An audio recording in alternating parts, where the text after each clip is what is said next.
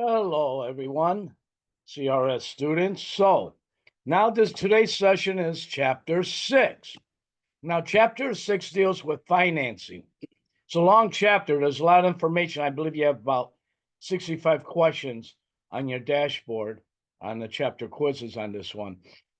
There's a lot of information to cover. Now, this one particular chapter, you could probably, well, all the chapters you have to comprehend everything that we're doing. With this one, if you memorize the terms, you memorize the different types of mortgages, you should be able to, do a lot better with this. The problem is there's so much to memorize, so you might have to go over this a few times. And if you have any questions, you can always talk to your instructor or you can always contact the school. So, chapter 6, real estate financing, starting on page 61. The first two paragraphs, I like you to highlight, put an X by. A mortgage is a voluntary lien on real estate. Person that borrows money voluntarily gives the lender a right to take that property away from them if they fail to pay back that mortgage anytime in the near future. The borrower, or what they call the mortgagor, pledges the land to the lender or the mortgagee as security for the debt. We're using the property as collateral. Now, title theory states, that first two lines you can highlight, some states they subscribe to what we call title theory. In the title theory state, when you borrow money to buy a piece of property, the lender holds on to the title. They will not release the title till the loan has been paid off. That's called a title theory state. The very next paragraph, the first couple lines, you can highlight, put an X by that one as well. Some states they use what's called lien theory. In a lien theory state, when you borrow money to buy a piece of property, the lender puts a lien on that property, which means you cannot sell that property till the loan has been paid off. That's called a lien theory state. Highlight, put an X by the entire next paragraph, intermediate theory. Some states they use what's called intermediate theory, which is a combination of lien theory and title theory. So when you borrow money to buy a piece of property, not only do they put a lien on that property, but they also hold on to the title. They will not remove the lien. They will not give back the title till that loan has been paid off. What you do need to know that Illinois does not subscribe to lien theory nor title theory. Illinois is known as a intermediate theory state. I want you to think of the I in Illinois for the I in intermediate theory. You might get a question like this, that what does Illinois subscribe to? I'll give you multiple choice. Lien theory, title theory, intermediate theory. The answer will be intermediate theory. The very next paragraph, I'd like you to highlight, put an X by. It says where a mortgage is used, the buyer has title to the property. The lender is subject to a defeasance clause. Every mortgage has a defeasance clause, which means you have a right to defeat your mortgage. How do you defeat your mortgage? By paying it off.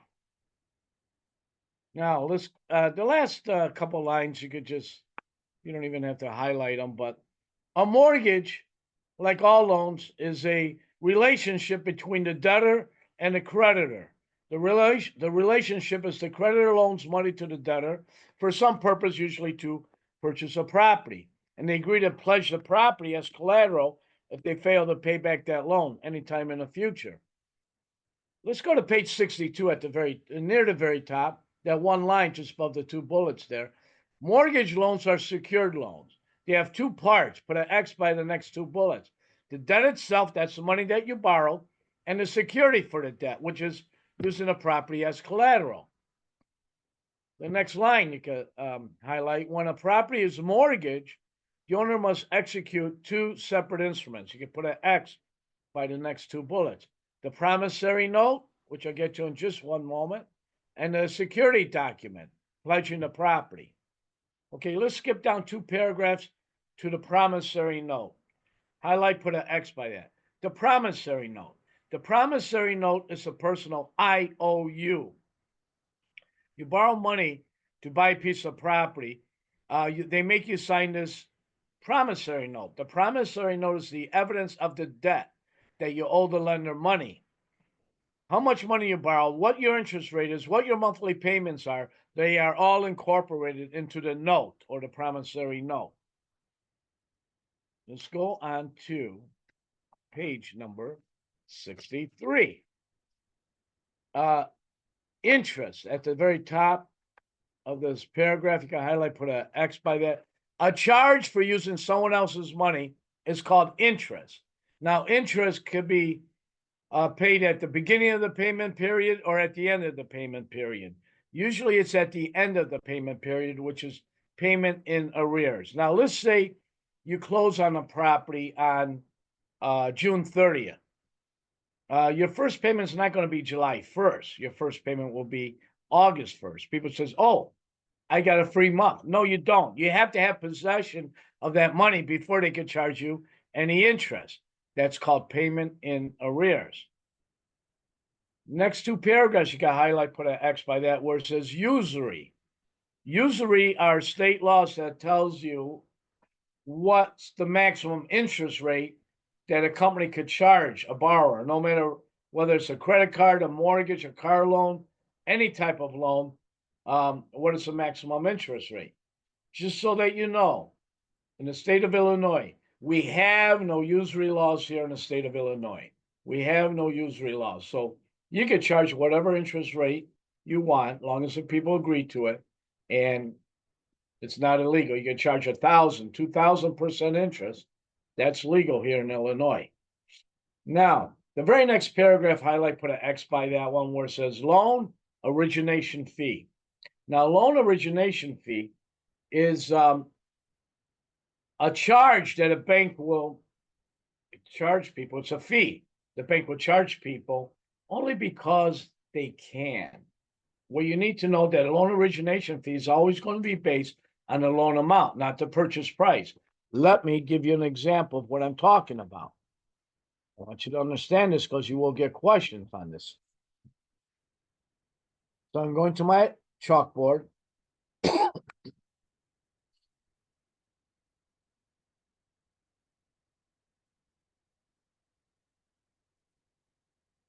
Okay.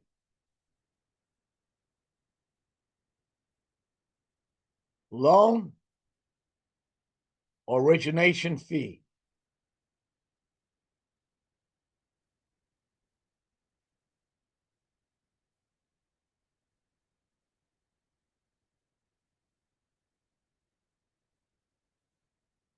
Is based on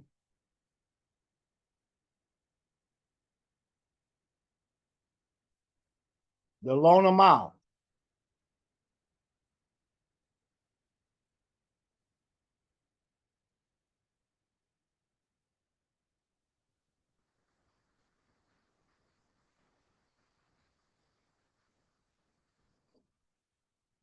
It is always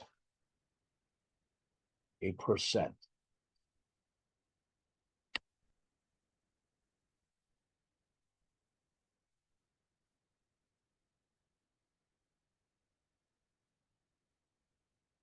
Always a percent of the loan amount.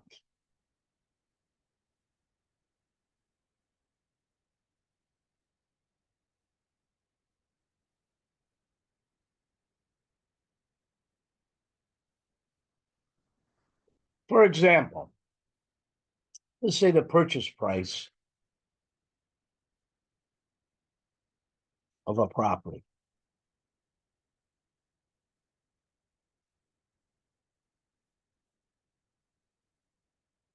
What the person paid for the property is $300,000. The down payment is $50,000.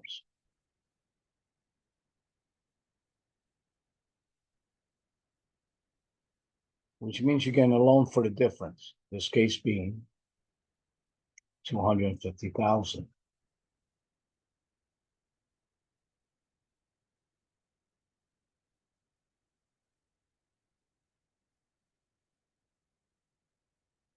Now, this bank is going to charge a loan origination fee, LOF, of 2. It's going to be 2% of the loan amount. So I take the loan amount of 250,000 times 2%, which is 0.02 or 2, and you just hit your percent key. And in this case, it comes out to $5,000. That $5,000 has to be paid at closing. None of that $5,000 goes towards the purchase price, the down payment, or the loan amount. It's an extra fee that the borrower has to pay in order to get that loan. Now, not everyone pays a loan origination fee. Not everyone pays that. Usually,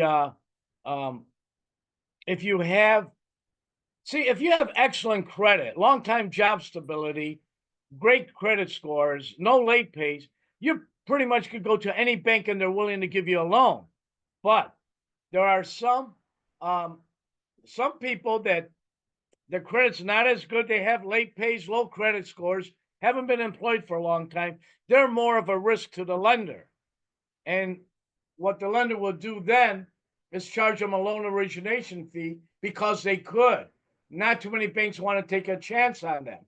So what happens is that the worse your credit, the more you're going to pay. If it's 1%, it's a loan origination fee of 1. It's 1% of the loan amount.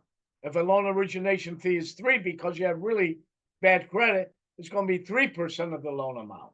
And again, it's just an extra fee that a bank would charge in order to give you that loan. Not everyone pays it. People with good credit, good down payment, they usually have no problem with paying a loan origination fee. They don't even get to pay loan origination fee.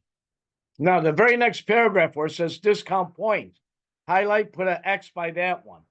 Now, points, just like loan origination fee, points is based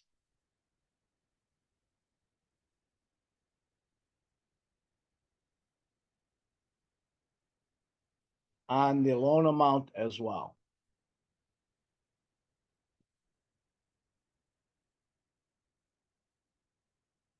Just like loan origination fee. Now, points, what points are,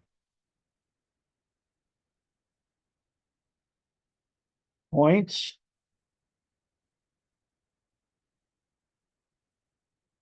is interest paid up front. Points is interest paid up front.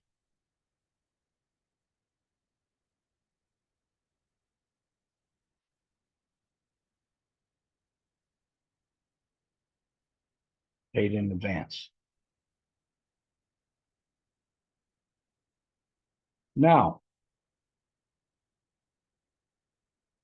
every time a borrower pays 1 point, it usually reduces the interest rate by 1/8%. Let's say, just to make it simple, the current interest rate is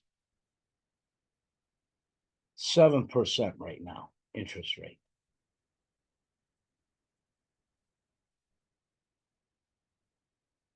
With 0 points, pretty much anyone should be able to get that right now. But there are some people that do not claim all the money that they make.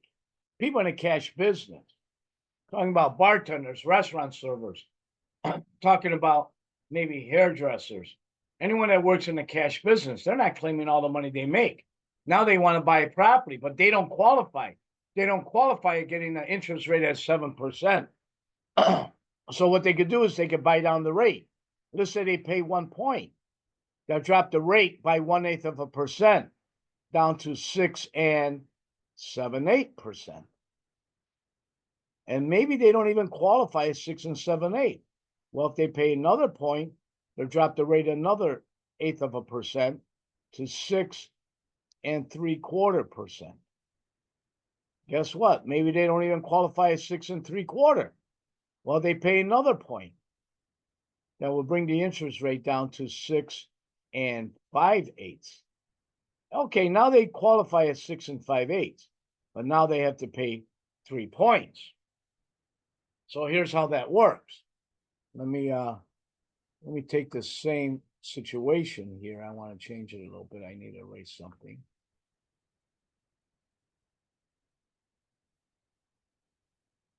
So let's take the same situation over here. Someone bought a property for 300,000.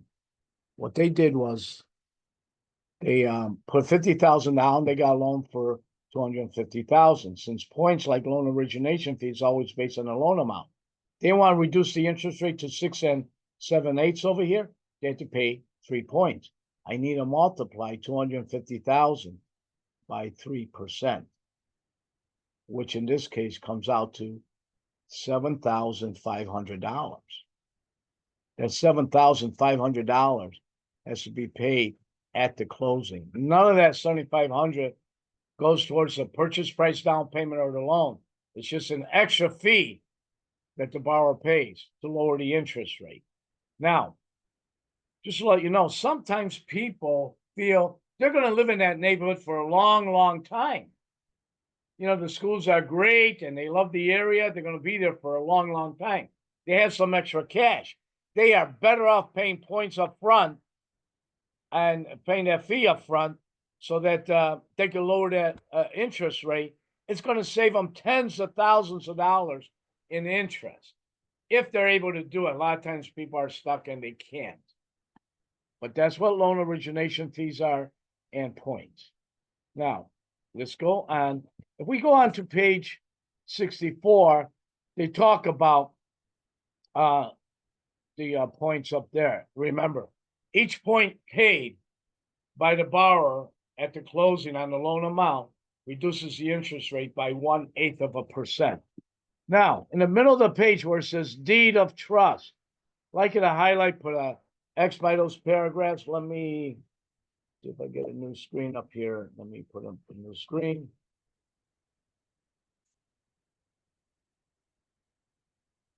It's coming up.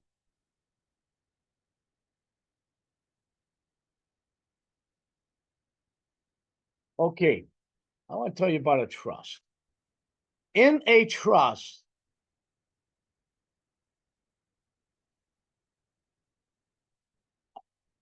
there are 3 parties to a trust.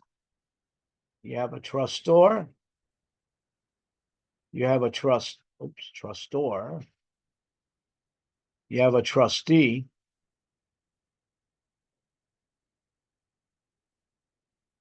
and you have a beneficiary. Now, many times, grandparents, for example, will create a trust for their grandchildren. I mean, they don't even trust their own children to do that in case they need money for college or some other reason, emergency, whatever. Now, in a trust, 3 parties. The trustor is the owner of the property, or because the owner of the property or who owns the money, like the grandparents, for example. See, in a trust, either real property, which is land, buildings, whatever, or personal property, which is money, could be held in a trust. The trustee is the one that holds the title to the property, or they hold on to the money. Now, generally, in most cases, the trustee will be an attorney at law, probably about 98% of the time.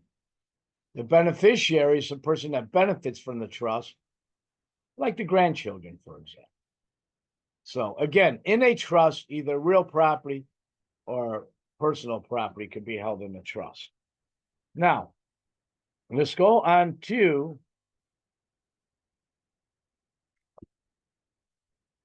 go to page 65.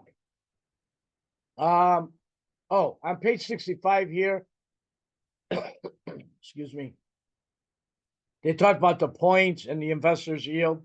Just want to remind you, it says so in there. You could go over that. Every time someone pays a point, it lowers the interest rate by 1/8%. Now, assignment of a mortgage, like in a highlight, put an X by that one. Now, in the assignment of a mortgage, a bank has the right to sell that loan to other investors. Actually, we're going to talk about that a little bit later on in this chapter, chapter 6. If you own a home for a long time and you had the same mortgage company, you haven't refinanced for the last 10 years, your mortgage has probably been sold at least, I would say, 3 or 4 times. Now, if they sell your mortgage to other investors, your interest rate cannot change. Your monthly payment cannot change. So that's what assignment of a mortgage is.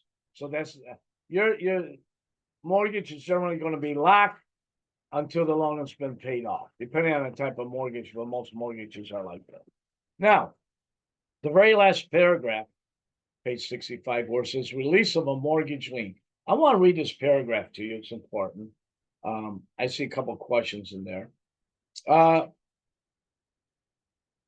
It says when all mortgage loan payments have been made and a note has been paid in full, the borrower will want the public record to show that the debt has been satisfied.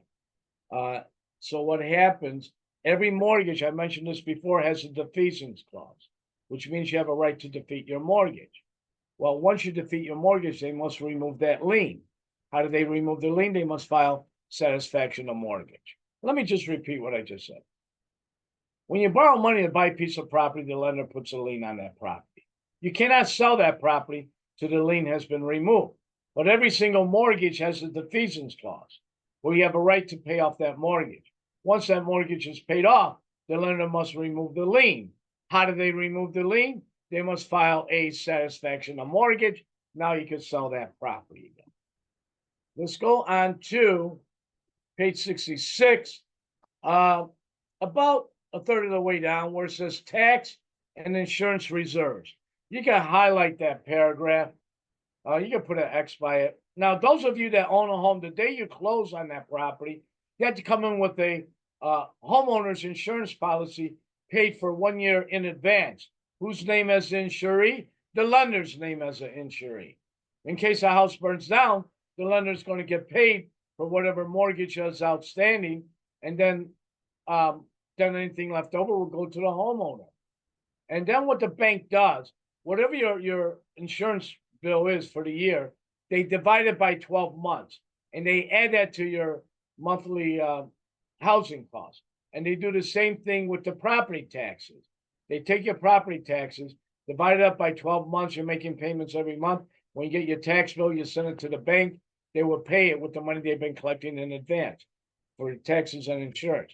And that's how we get the monthly housing payment. Principal, interest, taxes, and insurance. I talked about that in chapter 1. You borrow money to buy a house. That's called your principal. You have to pay that money back with interest. Then you have your property taxes and you have your homeowner's insurance. PITI, principal, interest, taxes, and insurance. That's your monthly housing cost. Now, let's go on to page 67. Near the top, assignment of rents. You can highlight that. Now, if you own any investment property, when they give you the loan, you have to sign some papers saying that if you default on that loan, the bank has the right to assign the rents to themselves, to the bank, because they don't want you not paying your mortgage on this investment property and still collecting all the rents from that property. So that's why they have that assignment of rents.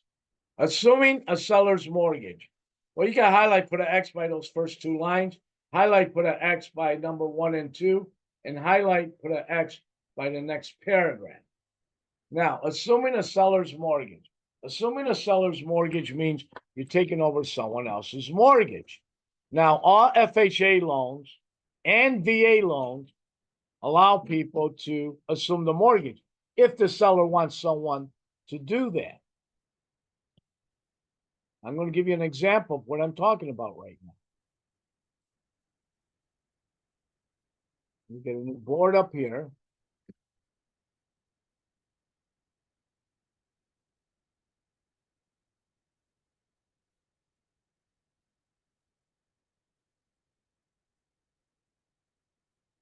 I'm going to do something here. There we go.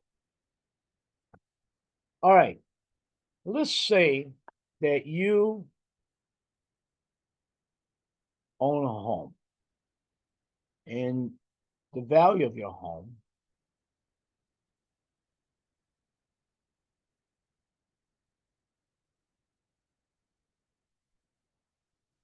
is $450,000. You have a mortgage.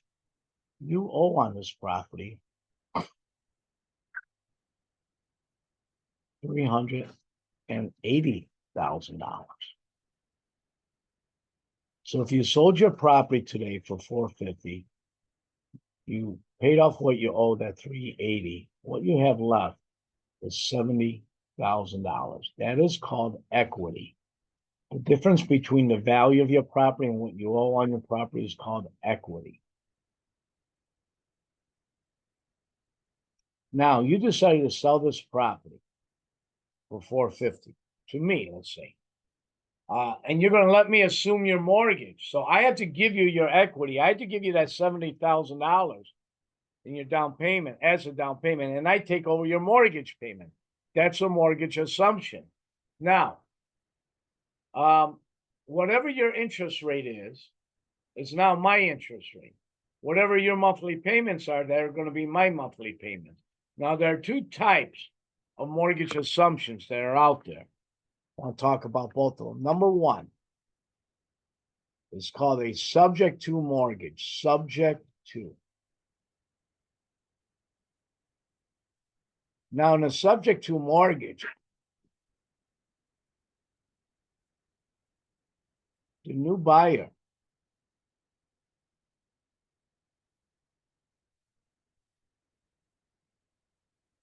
is responsible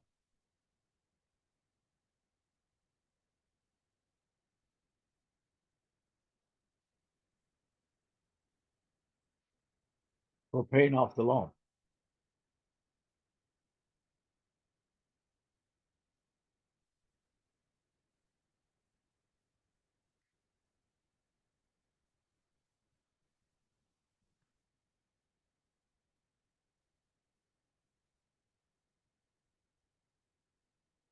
Now,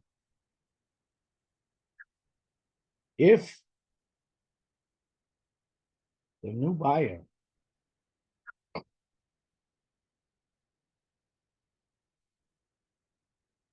defaults on the loan payment,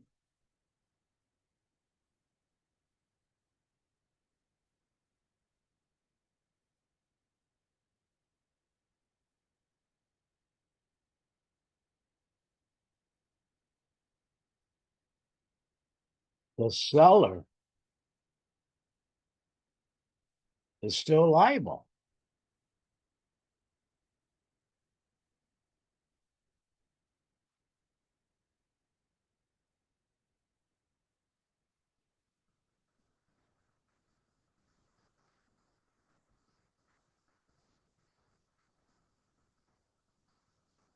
Okay.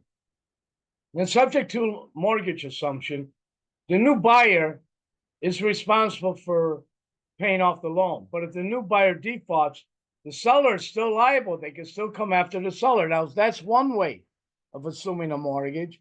The second way, number two, they call it assuming a mortgage. Now, in assuming a mortgage,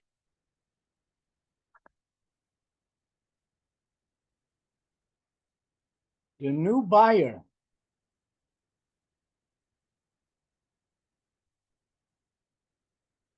only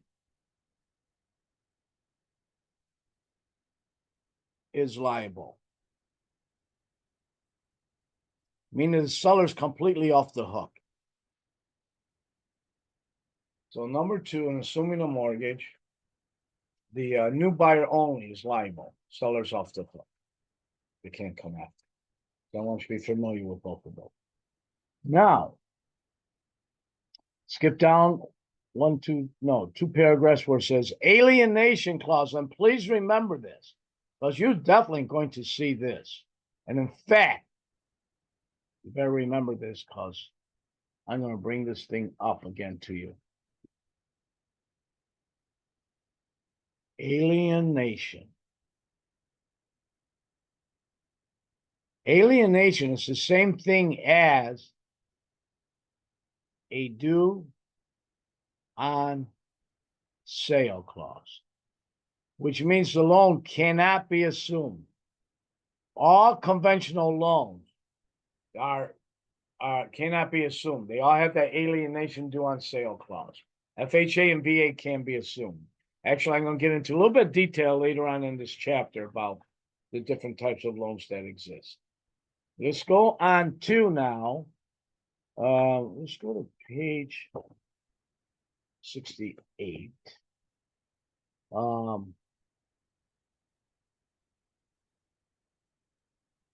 About 2/3 of the way down where it says foreclosure.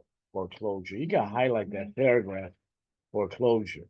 Foreclosure is a legal procedure in which property pledges security to satisfy the debt.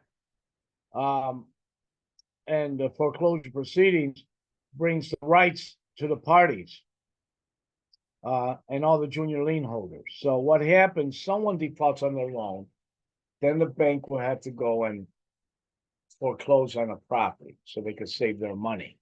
Now, methods of foreclosure. There are 3 methods of foreclosure I want you to be familiar with. The first one is called a non-judicial foreclosure. A non-judicial foreclosure happens through a deed of trust. A deed of trust is a financing instrument. Whenever anybody buys any investment property, they make the bank, the lender makes you put in a deed of trust so that in case you default, what happens, they don't have to go through the courts because they're holding title to it and they could just go ahead and sell that property. That's what a deed of trust is. It's used for any investment property. And they could actually sell that property in a matter of just a couple of weeks. But now, on to page 69, the very first bullet, put an X by that one. Judicial foreclosure. The most common type of foreclosure in this country is called judicial foreclosure. In the judicial foreclosure, that's where they had to go to court and petition before the court to foreclose. It's a process that would take anywhere from, well, if there's not a lot of foreclosures going on, from 10 to 12 months. If there's a lot of foreclosure going on, it could take over a year. Now, and then the other one is called strict foreclosure. I'm not too worried about that. After you give proper notice, then they foreclose. Now, skip down a couple of paragraphs. Deed in lieu of foreclosure. Deed in lieu of foreclosure.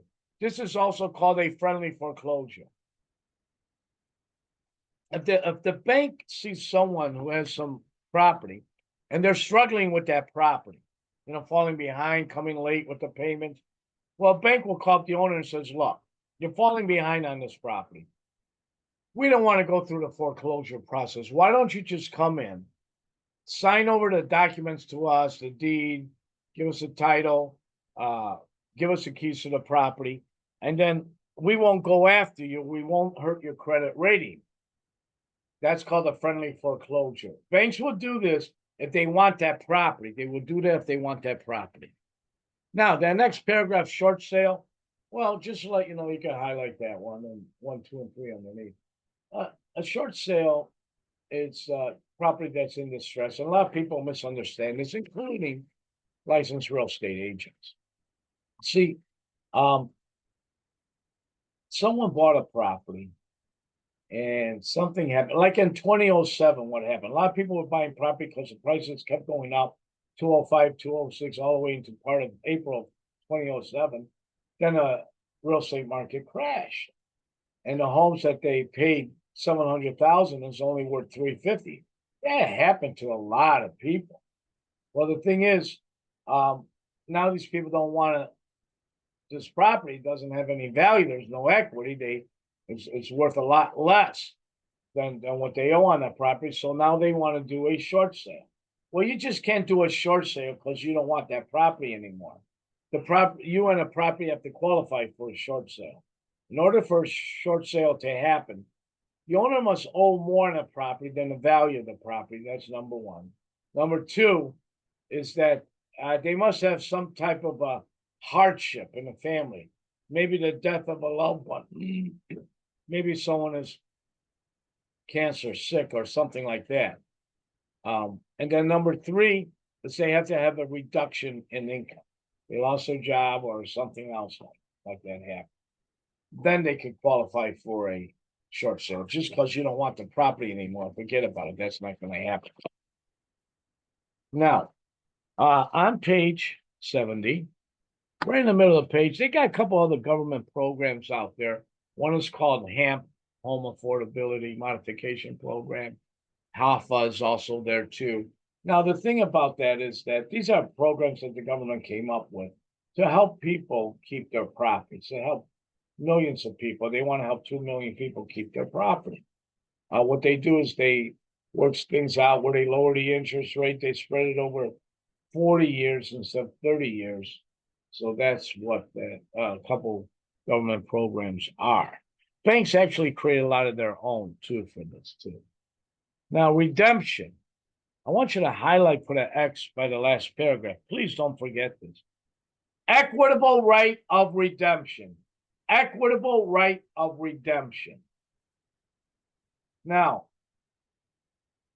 an equitable right of redemption, if someone went into foreclosure, the homeowner can cure the default as long as they do it before the foreclosure sale. So somebody who started going to foreclosure, they could cure the default, that, you pay back everything that you owe, plus whatever fees for court fees, lawyer fees, accounting fees, appraisal fees, inspection fees, whatever, and you return to the status quo. Now, equitable right of redemption, definitely going to be on a test, so remember this. That you, if you go into foreclosure, you have a right to cure that default, that foreclosure default, but you must do it before the foreclosure sale. Before the foreclosure sale, which, by the way, very important to know, is what we use here in Illinois. We have equitable right of redemption, which means you can cure the default, but you must do it before the foreclosure sale, used in Illinois. Now, let's go on to 71.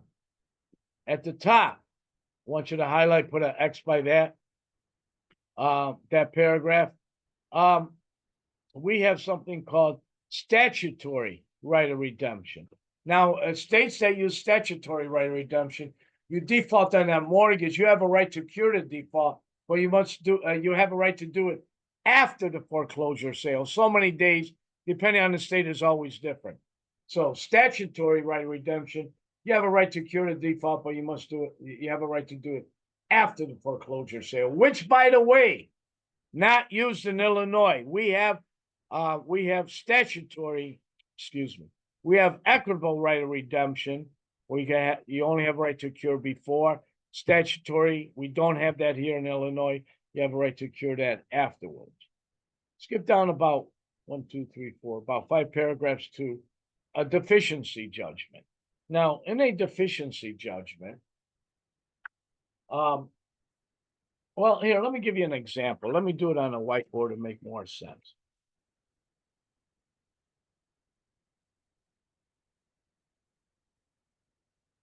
Deficiency judgment.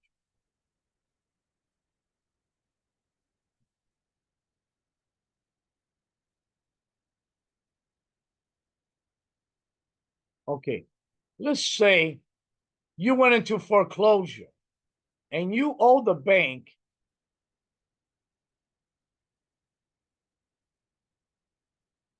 $350,000. That's what you owe the bank. And it went into a foreclosure sale. This is not a deficiency judgment. I'm going to get to that in a moment. But they sold it at the foreclosure sale at $450,000. You owe the bank $350,000. You went into foreclosure, and at the foreclosure sale, the property sold at $450,000. There's $100,000 left over. You know who gets that $100,000? The homeowner gets that $100,000. The homeowner. See, the bank's only entitled to collect whatever money owed to them. That's it. They sell it for more than what's owed, they have to give you a cashier's check for the difference. Now, let's talk about a deficiency judgment. You owe the bank $350,000 on your home. You went into foreclosure, and this is probably more likely what will happen. They sold your property at the foreclosure sale. And they sold this property for $230,000. Guess what? You are short. 100. Yeah, you're short $120,000. The bank could come after you for this 120,000. Personally, come after you for this money. Why? Well, you signed a promissory note. You promised to pay him back. That's how that works. That's a deficiency judgment. Now, let's go on to Federal Reserve Board system. Highlight, put an X by that. The Federal Reserve Board. Federal Reserve Board is a banker's bank, actually. Now, just how the Federal Board works, Federal Reserve Board works, well, let me see if I can move this board. If not, I'll do a new board.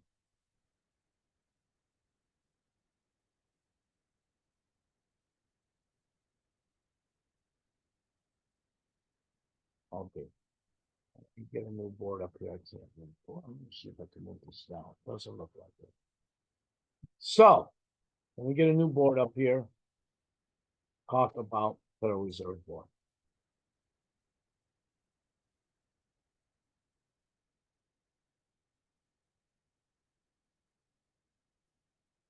Now, just I'm going to make this as simple as possible. Let's say a bank had $10 million in what we call demand deposit. Now, demand deposits, what people have in their checking account, their savings account, their CDs, and they could go in a bank and withdraw that money anytime they want. Now, Federal Reserve Board says, and just to make it simple, I'm making, well, if they have $10 million in demand deposit, Federal Reserve Board says that they could lend out, say, $200 million. Oops. Take that part out.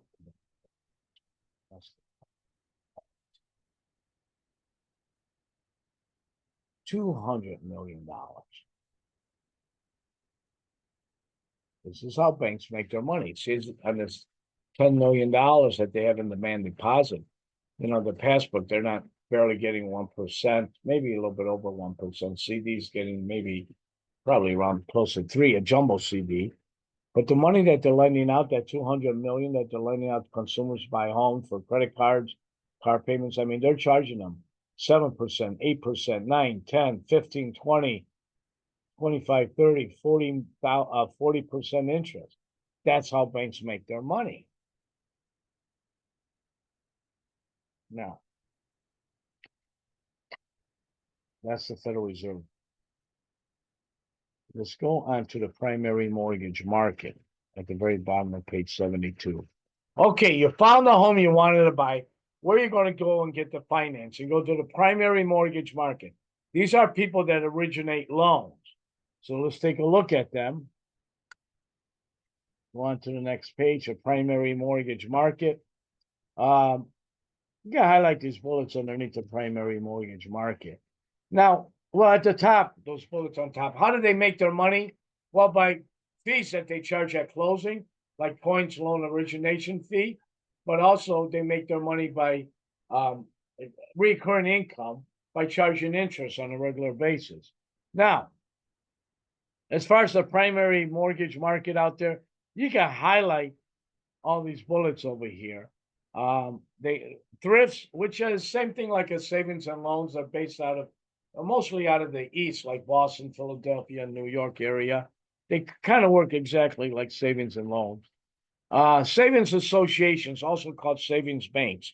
See, at one time, savings and loans did 90% of the residential loans in this country.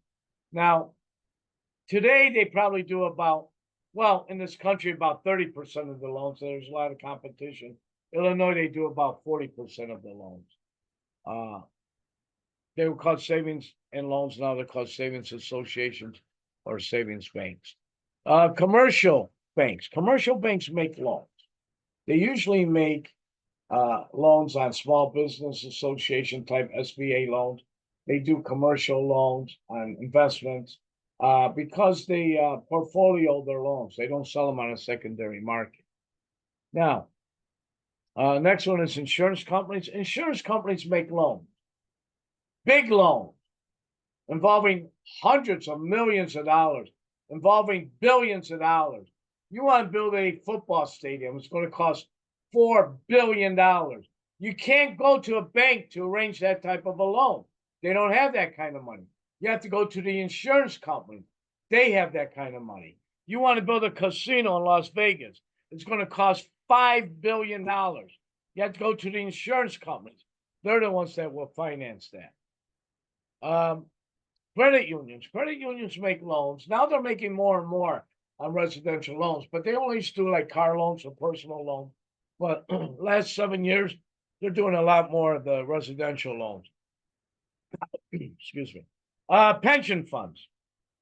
Pension funds make money for their retirees, like the Teamsters and other unions. What they do is they lend out money for investors to invest into real estate, usually involving tens of millions, even hundreds of millions of dollars with them. Same thing with endowment funds from charitable organizations, from universities. They do the same thing as pension funds. And then next one is investment group financing. We're talking about syndicates where people get together, invest their money to buy, develop, and maintain real estate for a profit. Now, mortgage broker licensing. I would highlight, put an X by that. As a licensed real estate agent, that's who you're going to be dealing with probably the most. What we do, us, as licensed real estate agents, we bring buyers and sellers together on a transaction. That's what we do. What a mortgage broker does, they bring buyers and lenders together on a transaction. Most mortgage brokers work with anywhere from 6 to 10 different lenders. And depending on your situation, they get the best rate for you. Even if you have what they call bad paper, they can help you out. Now, those are the primary mortgage market. Now, let's talk a little bit about the secondary mortgage market. Now, there are approximately 30 secondary mortgage markets that exist. You need to be familiar with only 3. So the first one, if we go to page 74, the first one is Fannie Mae.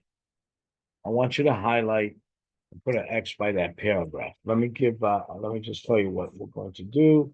Let me clear up our board over here.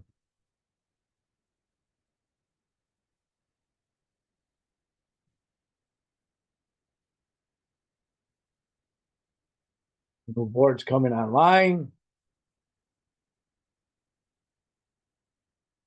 Okay, first one is Fannie Mae. Nickname is Fannie Mae. It stands for the Federal National Mortgage Association. Now, there are only 3 types of loans that exist.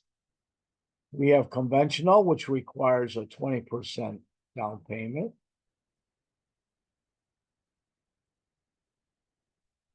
We have FHA, Federal Housing Administration, which only requires a 3.5% down. Then we have VA, Veterans Administration, that requires no money down. Now, I'm going to talk about these in greater detail as we get along in this particular chapter. So that's Fannie Mae. The other one I want you to know about is called Ginnie Mae. That's all right. Go down to Ginnie Mae. Government stands for Government National Mortgage Association. Ginnie Mae only buys 2 types of loans, FHA and VA, Veterans Administration. Now, since these are both low down payment or even no down payment loans, a lot more foreclosures under Ginnie Mae. Now, let's go. I skipped that one paragraph. Let's go up one paragraph to where it says Freddie Mac. That's a nickname, Federal Home Loan Mortgage Corporation. Now, Freddie Mac only buys conventional loans. Since conventional loans require a 20% down payment, seldom do they ever have any foreclosures. So these are the only three types of mortgages you need to be familiar with. Now, tell you what we're going to do. We're going to take a break right now. So I'm going to pick this chapter up, the rest of this chapter on page 74. It'll be in the very next video. Okay. So I'm going to take a break there.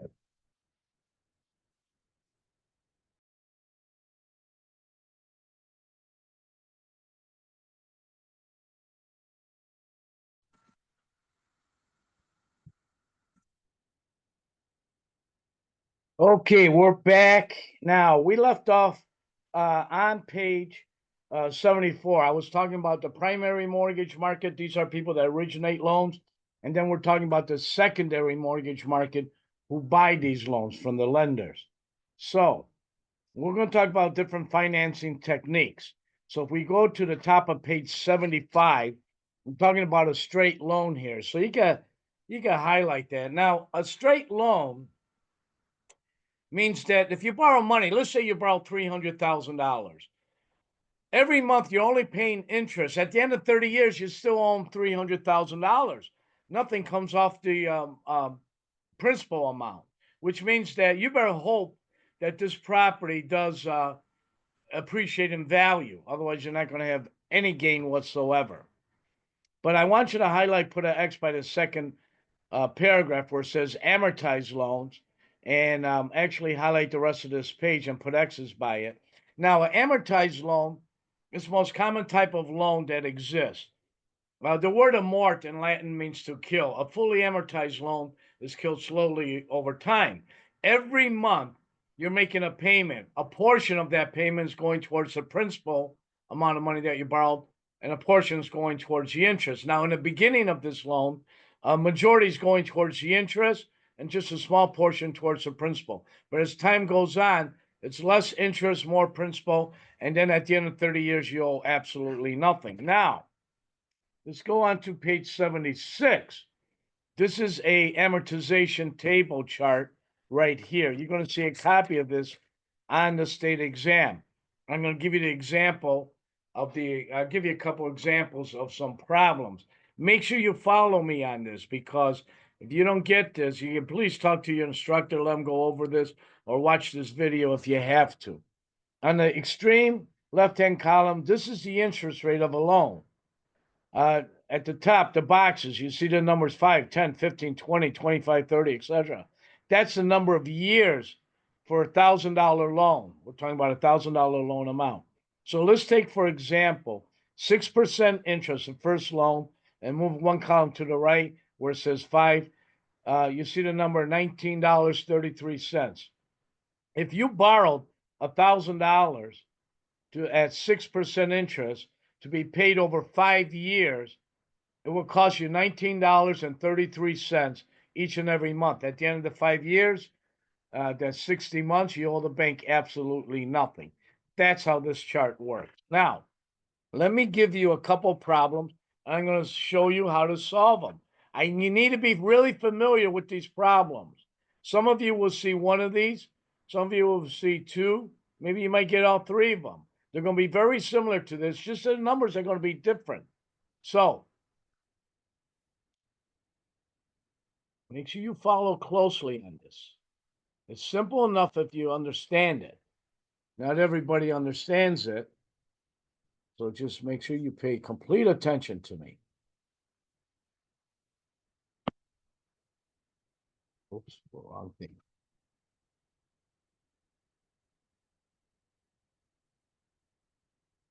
Okay, here's your first problem. You're going to get a loan.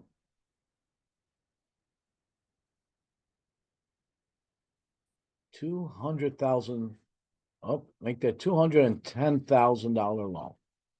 $210,000 loan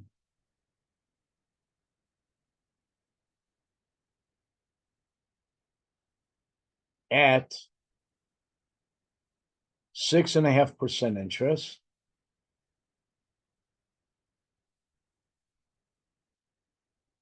over 15 years.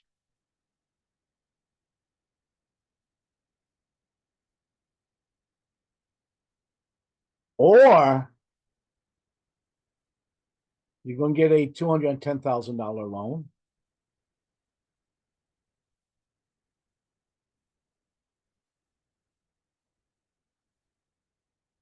At 7.25% interest.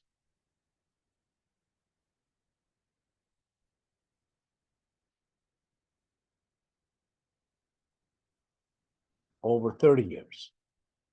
This is the problem. Question is, how much more would it cost you each and every single month to have this loan paid off in 15 years versus 30 years? So now we go back to our chart here on page 76. You take 6.5% interest. This is the third number down on the extreme left-hand side. 6.5% interest, and move your finger over to 15 years. And the number you see out there, it should be $8.71. $8.71. That's for every $1,000 loan amount. Or we're going to get a $210,000 loan at 7.25. So on the extreme left-hand column, I'm going to 7.25 over 30 years. That number comes out to $6.82 for every $1,000 loan amount. You minus the 682 from the 871, and that comes out to $1.89 a month difference for every $1,000 loan amount. But we're getting a loan for $210,000. This is based on per $1,000. So at this point, I just multiply this by 210, because this is based on $1,000 loan amount. What this comes out to be, $396.90. So if this buyer came up with $396.90 each and every month, this loan will be paid off in 15 years versus 30 years, which means that they're probably saved. I'm just roughly guessing on say it's a $210,000 loan. They're probably saved at least $60,000 or $70,000, at least that much in interest. Look this over, play the tape back again. Make sure you understand that. This is one problem right here. Next, let me give you another problem. I'm going to give you 3 problems.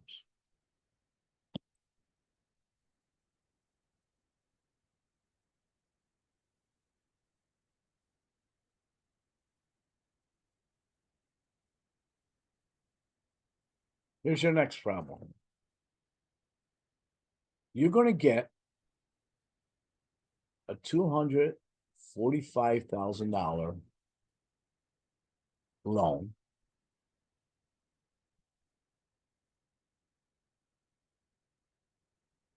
at 7% interest rate.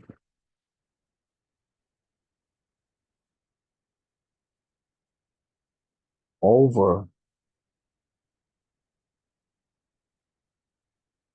25 years.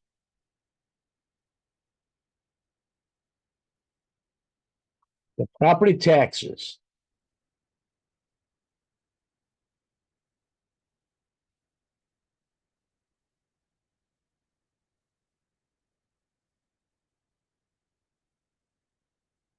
is $6,000 a year.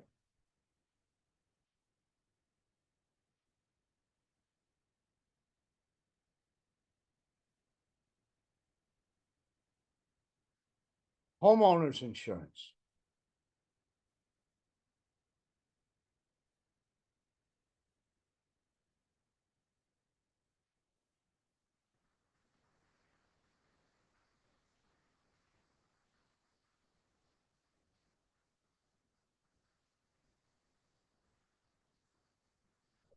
Homeowners insurance comes out to $2,100 a year.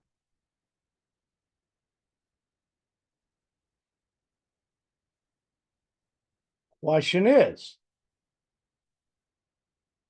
what is the monthly PITI? What is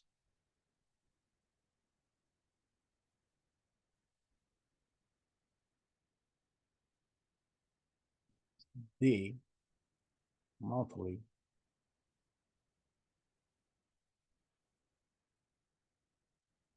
PITI? Remember, we talked about that in chapter 1. That's your monthly housing payment. Principal, interest, taxes, and insurance. So let's go to our chart again over here, page 76. 7% interest. So I go to 7% over 25 years. Comes out to $7.07 a month.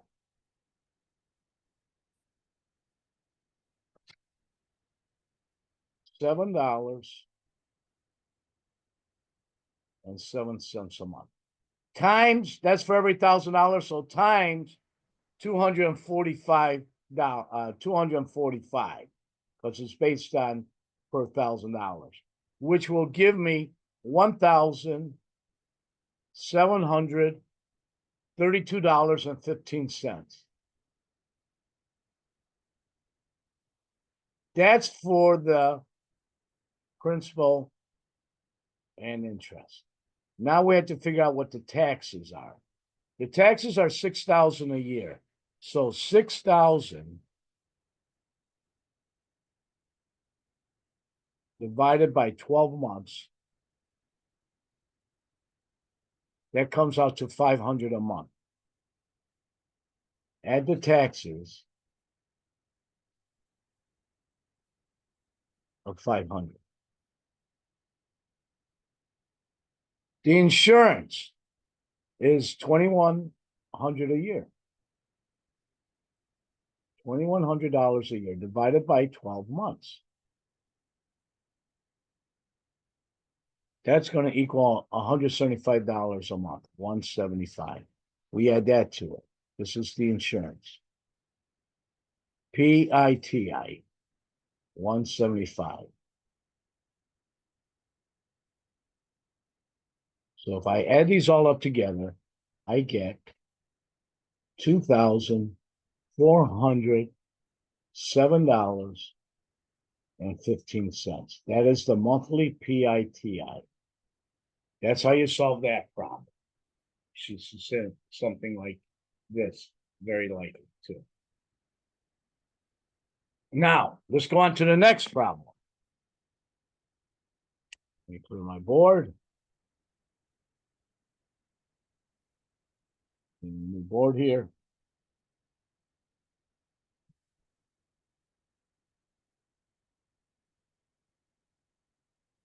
Okay, here's my next problem. You are going to get a loan for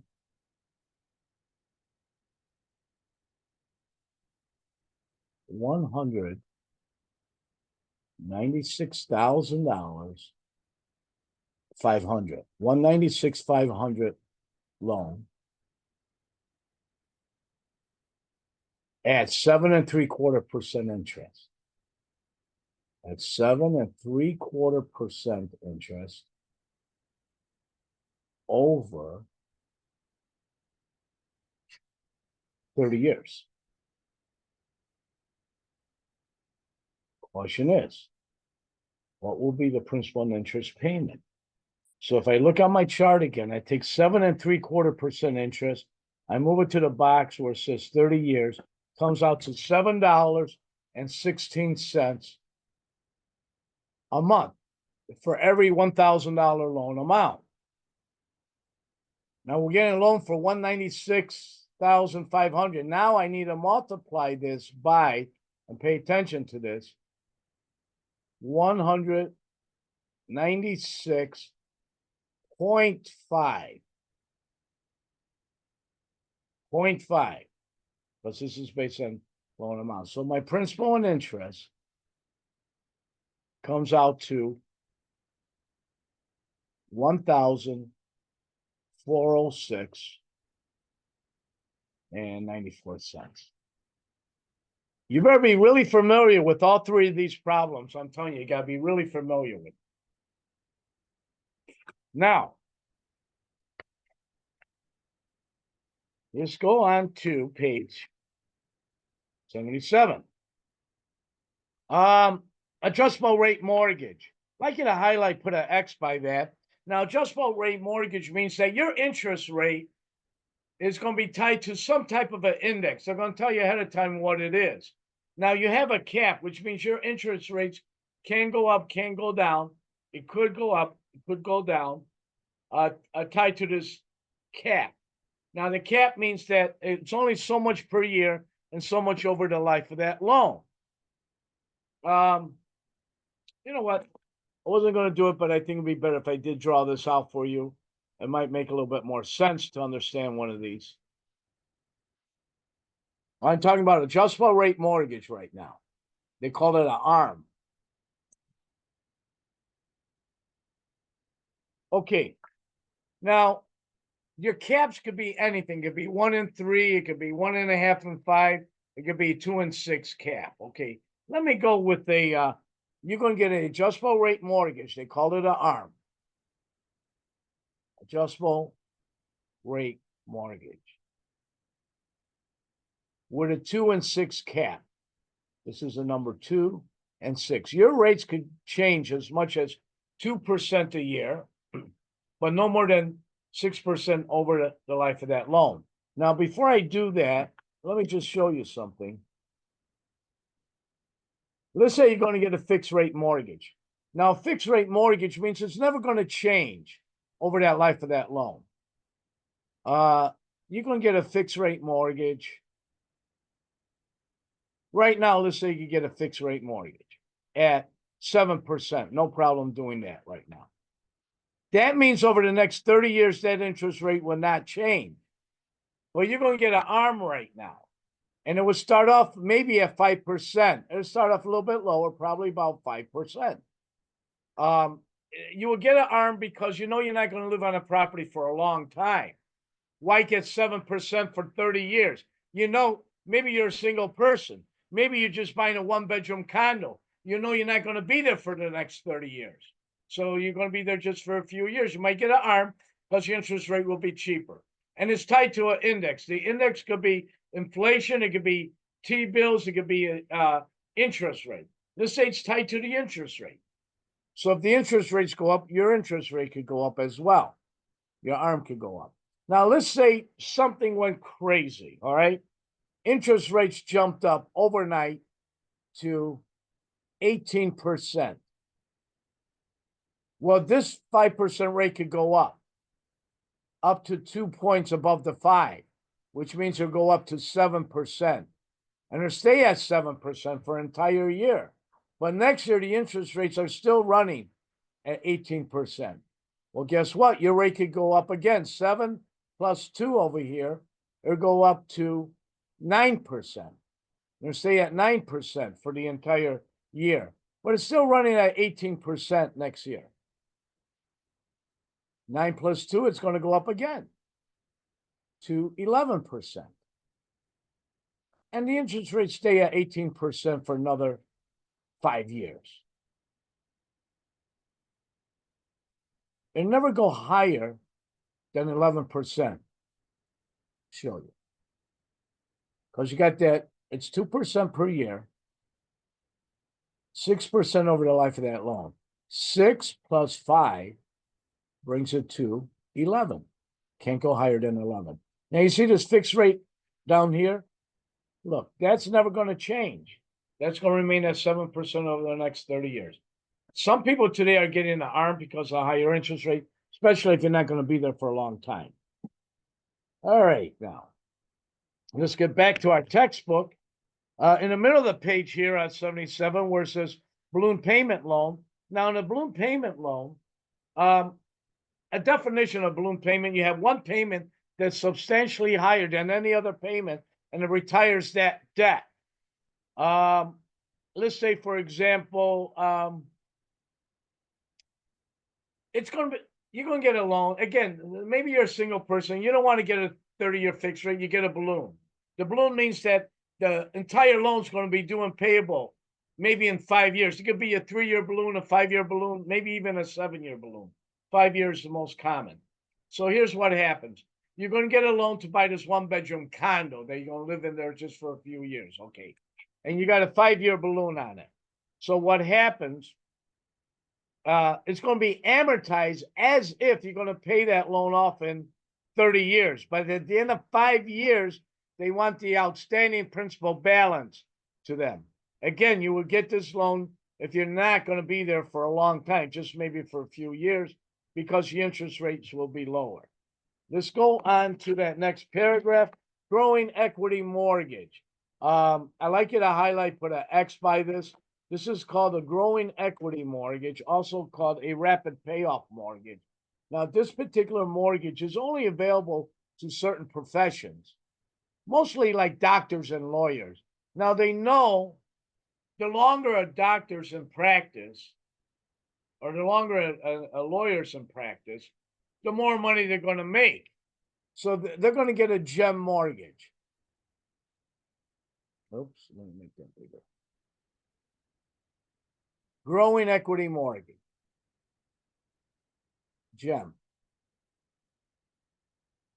So here's how this one works, also called a rapid payoff mortgage. Your payment should be, it's based on $2,000 a month. That's what your principal and interest payment is.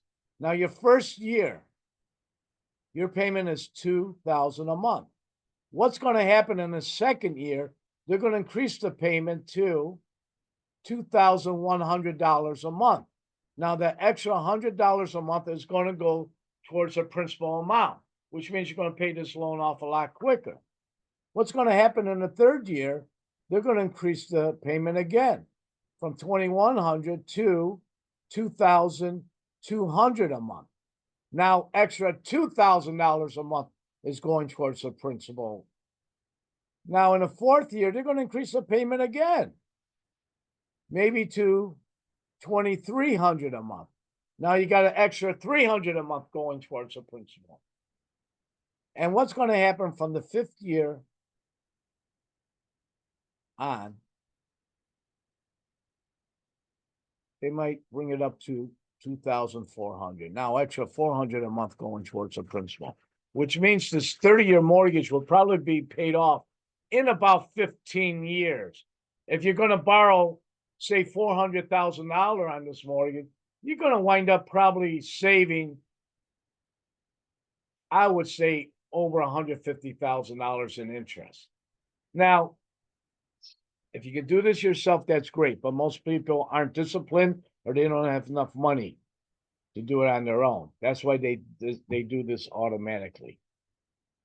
Reverse mortgage, the next paragraph you got highlight. Not a very good mortgage. It's only available to people over the age of 62.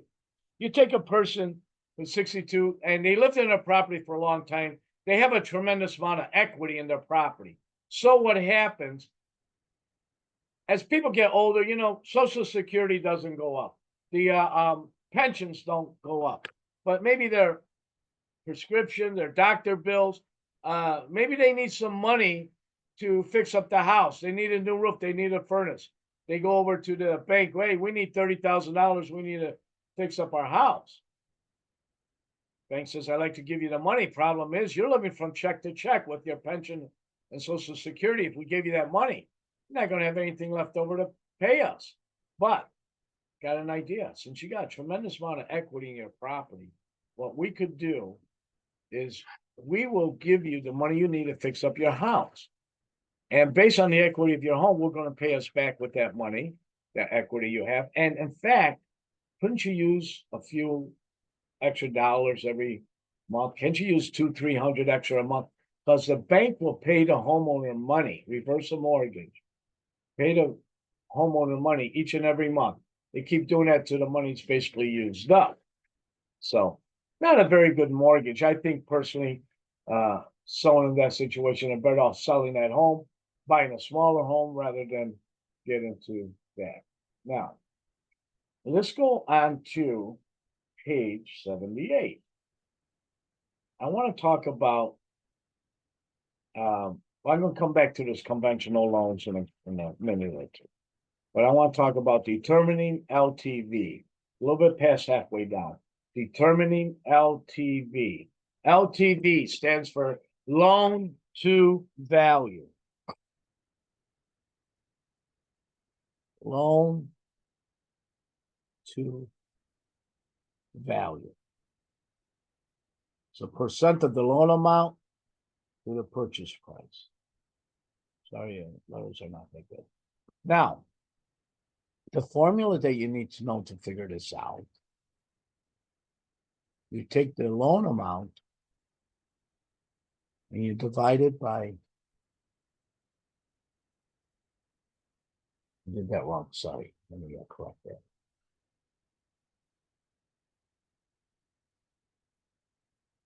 You take the loan amount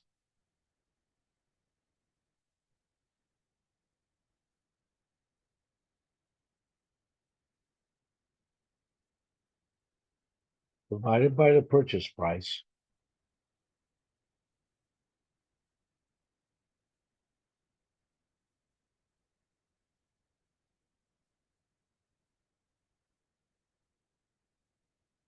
and that's going to equal your LTV. So let's do a problem. Let's say you got a loan for, let's say the purchase price of a property is $480,000. And you have a down payment of $105,000. The question is, what is your LTV? So to solve this, you take the $480,000 minus the $105,000. That leaves me with $375,000. This is my loan. So you take the $375,000. I'm over here. You divide it by the 480,000.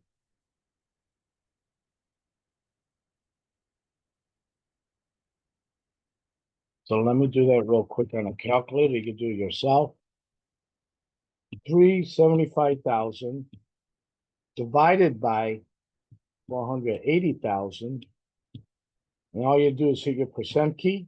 It comes out to, I get 78.125%, or it comes out to 78.13%.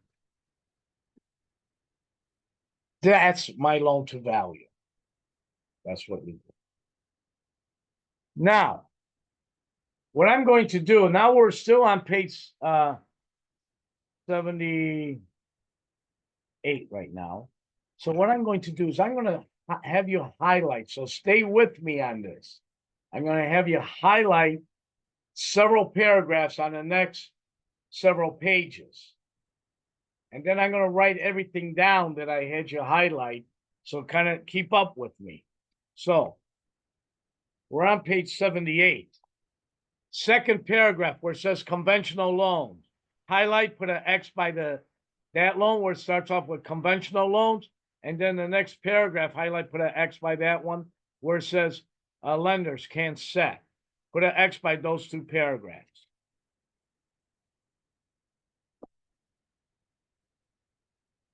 Now let's go to page 80. The first full paragraph near the top where it says private mortgage insurance. Highlight, put an X by that paragraph. Private mortgage insurance on page 80. Also on page 80, in the middle of the page, FHA insure loans. Highlight, put an X by that one. FHA insure loans, highlight in the middle of page 80, put an X by that one. And the next line and a half where it says certain technical requirements, highlight, put an X by that one.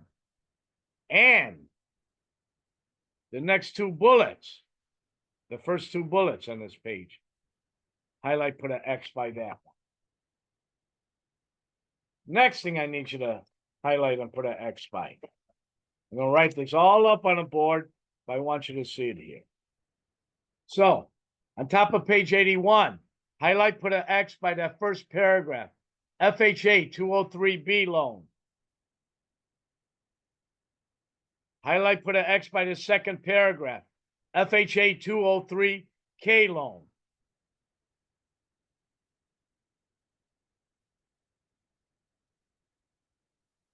In the middle of the page, where it says a qualified buyer may assume, highlight, put an X by that paragraph. The very next paragraph, FHA assumption rules, highlight, put an X by that one.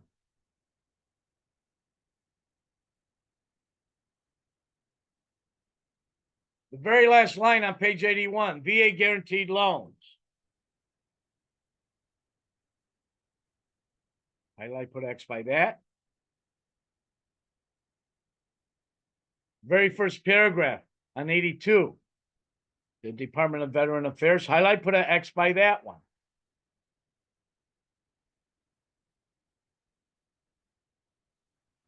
Highlight the next 5 bullets.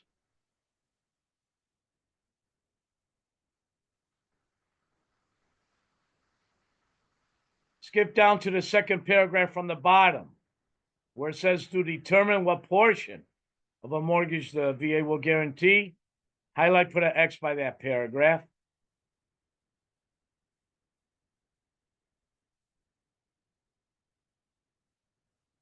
Still on page 82, the very last paragraph, the first line only. The VA also issues a certificate of reasonable value. Highlight, put an X by that first line.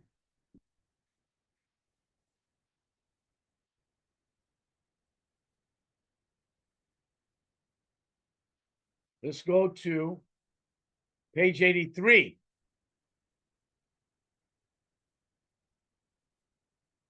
Third paragraph, VA assumption rules. You don't have to memorize the date, but there are VA assumption rules. Now, doing all that, I'm going to write everything down on the board here for you so you can see it all at once. Everything I just told you to highlight, I am now going to kind of organize it for you so you understand it.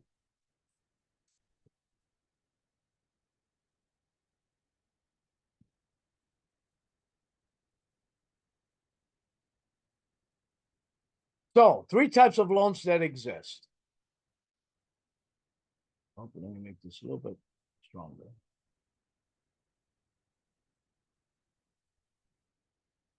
We have conventional loans.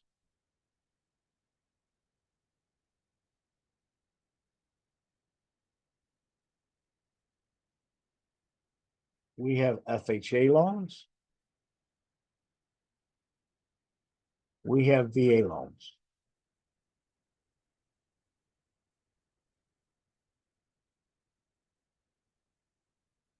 Now, conventional loans, they require a down payment of 20% down, which means we have a loan to value of 80%.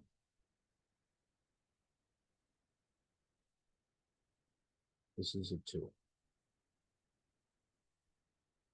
Now, on conventional loans, you can acquire a conventional loan with less than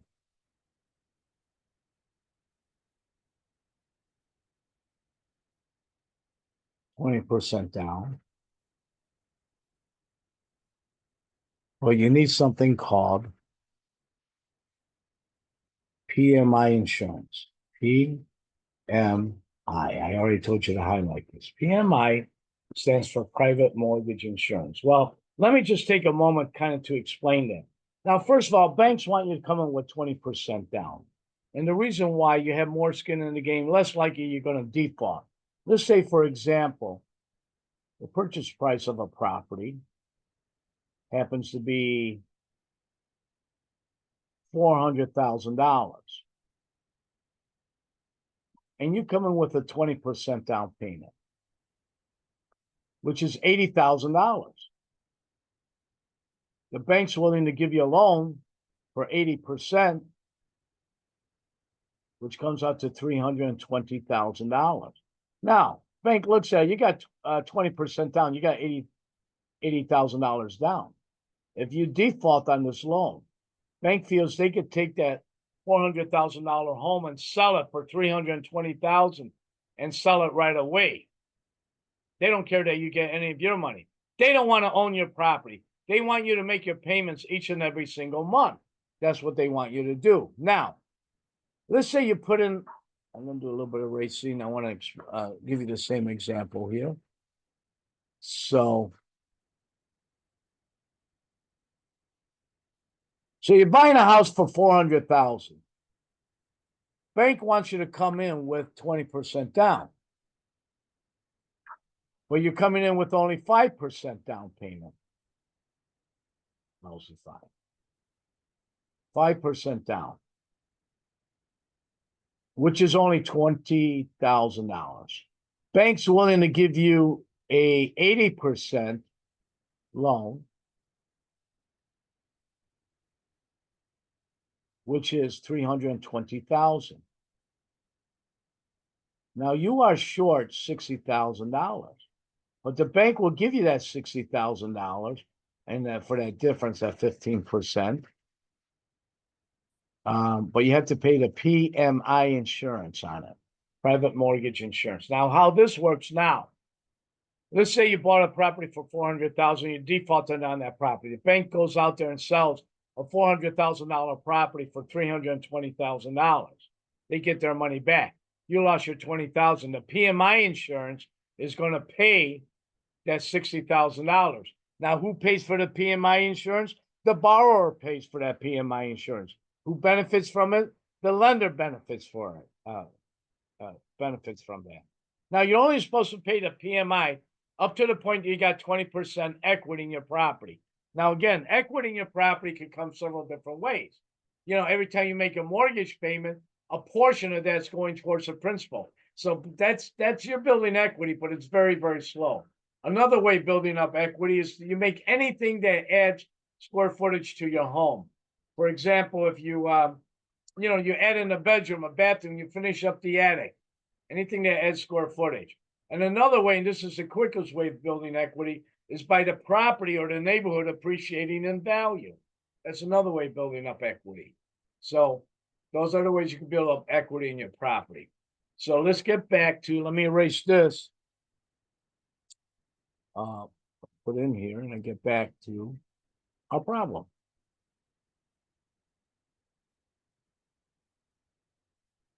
Not a problem, kind of a chart that I'm creating over here.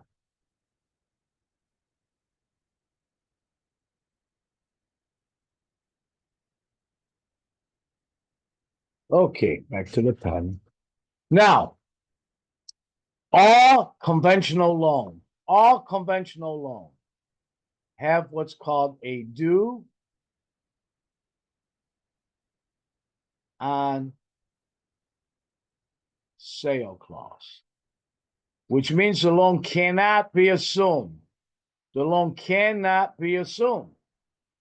Now, I asked you earlier in this chapter another name for due on sale clause, which will be on the state exam. Do you know what word I'm talking about? I hope you do, because this is very important. You're lucky I can't hear you. It's called alienation. Alienation clause. You remember that? The loan cannot be assumed. Same thing as the due on sale clause. Now, qualification ratios. 28% over 36%. Remember, we talked about this way back in chapter 1. No more than 28% of your monthly income goes towards your monthly housing expense.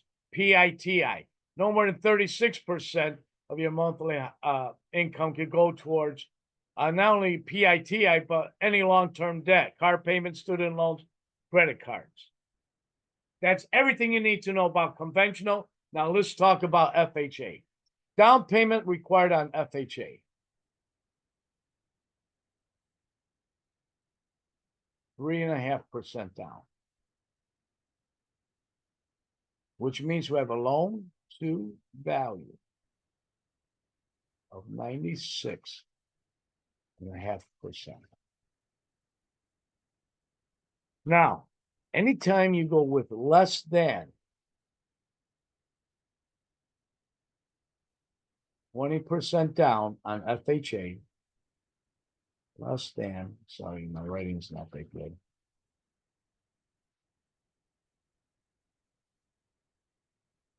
You need something called MIP. Stands for Mortgage Insurance Premium, which is basically the same thing as PMI. Same thing. But the thing about FHA, besides the monthly, and that monthly PMI could be anywhere from 150 to 350 extra a month. Like I says, you only have to pay it up till you got 20% equity, then you don't have to pay that anymore. But the bank will never tell you that. Now, they have something besides the monthly MIP, they have something called UFMIP. UFMIP stands for upfront MIP, which is 1 to 2% of the loan amount, in addition to the monthly. That FHA has that, no one else does. Now, a couple other things I told you to highlight, and I'm just going over these right now.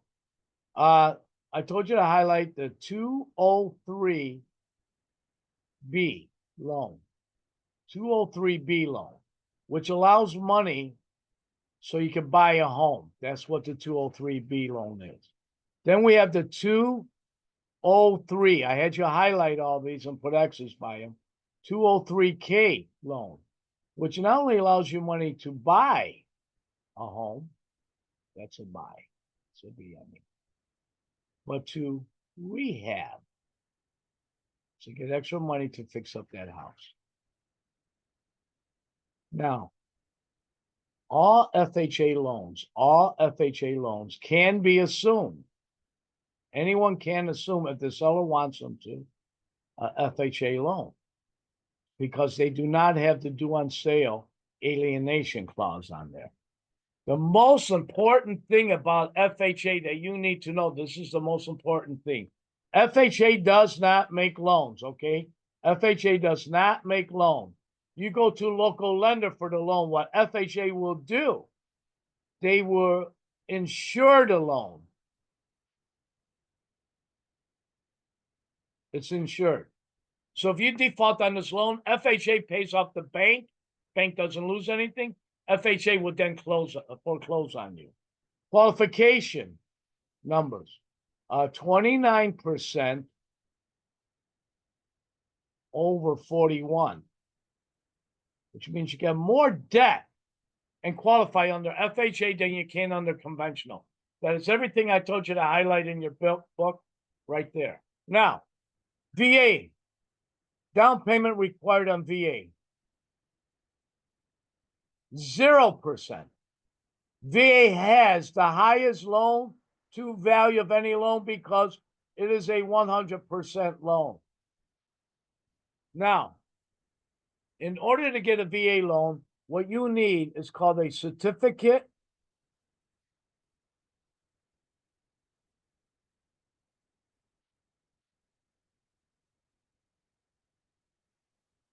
of eligibility.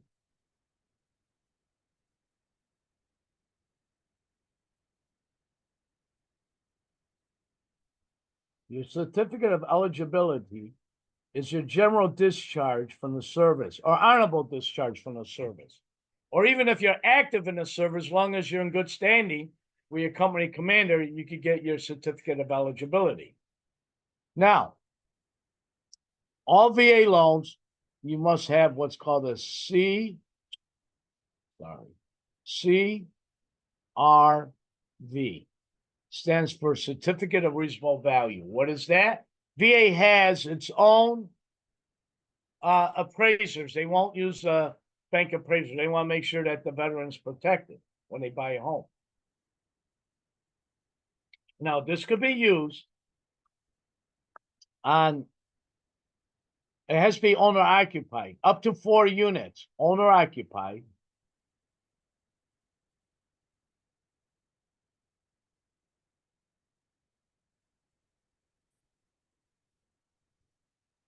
Up to 4 units. Now, all VA loans can be assumed. A VA loan can be assumed.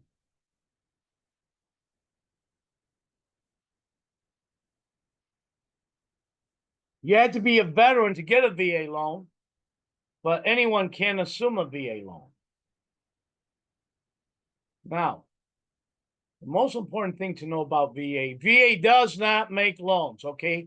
VA does not make loans. You go to a local lender, you go to the bank for the loan. What VA will do, they will guarantee the loan.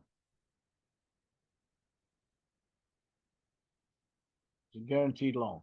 So if you default on this loan, VA will pay off the bank, and then VA will foreclose on you. Qualification ratios under VA. You see them there? There's nothing there. Why? The VA would do almost anything they possibly can to help that veteran buy a home. That is everything you need to know about the different types of loans that exist out there. Now, I want to go over a couple of things before I finish up on this one. And I'm not done with the chapter yet, but I got an appointment, so. Let's say you use your VA benefits to purchase a home. And you live there for a number of years and you sold that. As soon as you sell that home, your VA benefits, and you pay off that loan, your VA benefits are restored. Then you use that VA benefit again to go out and buy another home. You live there for a couple of years and you sell that home and you pay it off, and then your VA benefits have been restored. So you can use your VA benefits over and over and over and over again. Now, pay attention to this question. You're a veteran. You use your VA benefits to purchase a home. You let someone else assume that loan. Anyone can assume it. Again, civilians can't assume a VA loan. What they're doing is they're tying up your eligibility. So again, you're a veteran. You use your VA benefits to purchase a home. You let someone else assume that loan, tying up your eligibility. Can you go out and buy another home? Well, the answer is yes, but you can't go VA. Your VA is tied up. How can you buy a home? Well, you could go conventional if you qualify, or you could go FHA if you qualify, or you could go cash if you have the money, or you could go owner financing. You just can't go VA. You follow me on that? Now, I'm going to give you a state exam question. FHA, they insure and they guarantee loan, correct? Did you say yes? Wrong answer. They don't guarantee. FHA only insures. This is the most important thing. They do not guarantee. They try to get you mixed up with that. VA does not insure. VA guarantees. They try to get you mixed up with this. Please don't forget that. Now, I'm going to take another break. I'm going to come back because I'm sorry, I just got something to do. And I'm going to finish up this chapter. Not much left to finish up this chapter, but I will finish up this chapter after the next break. Make sure you study this. Make sure you know everything I wrote down on the board. And I don't want you to forget this. 16% of people that bought homes in 2024 were veterans. 16% of the homes purchased in this country in 2024 were veterans. So All right, I'm gonna take a break and we'll pick this up. Oh, I'm frozen. I'm sorry. Oh, now I got it. I'll see you with the rest of this chapter a little later. Thank you.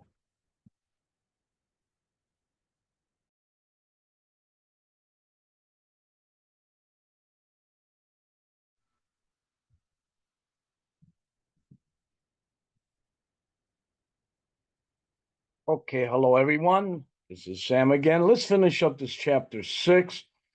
So in your textbook, 10th edition, let's go to page 84 at the very top where it says purchase money mortgage. I'd like you to highlight that. Now, purchase money mortgage, PMM as it's called, this is where the owner is going to finance a portion of the down payment or a portion of the loan amount, not the entire amount. The entire amount will mean entire amount will be owner financing. So they're just financing a portion. The second paragraph where it says package mortgage, I want you to highlight, put an X by that one. A package mortgage is a mortgage that includes both real and personal property. Now, when someone buys a new construction on a home, they do not include the appliances like the washer, dryer, range, refrigerator. Well, to go out and buy those appliances, someone could spend as much as, $8, 10, 12, $15,000.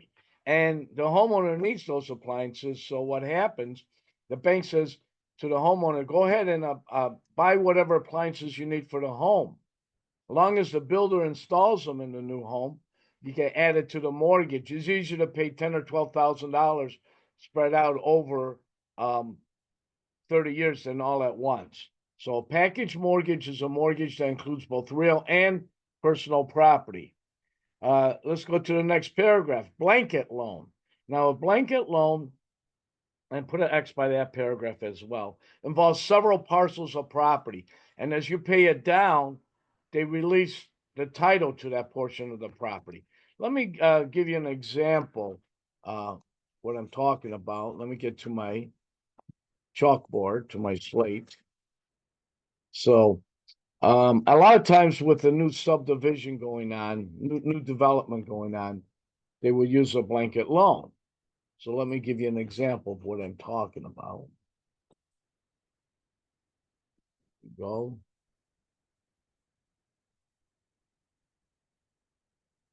Okay, now let's say this is a parcel of land that a developer has purchased.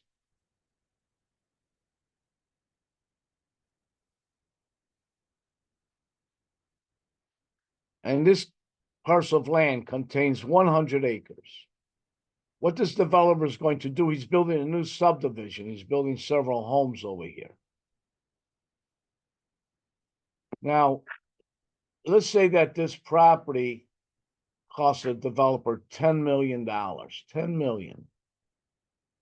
He doesn't have the entire 10 million to give to the bank. So what he does is he's able to get $2 million, gives the bank 2 million, and what the bank would do, release maybe say 20 acres. Well, now this developer has the title to this 20 acres. He starts building his homes on there.